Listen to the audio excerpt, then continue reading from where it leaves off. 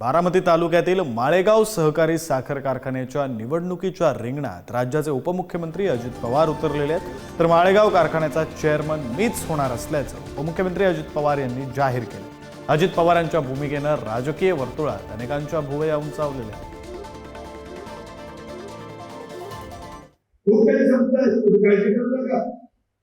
तुम्ही फक्त इथं आहात, इथं बसलेले त्यांनी सगळ्यांनी नीट इमारतीद्वारे पॅनल टू पॅनल बशी याचं काम केलं ना। तुम्हाला मी सांगतो, बापूंचं जसं पॅनल प्रचंड मताने निवडून आलं ना, तसं आपलाही पॅनल निवडून गेलं।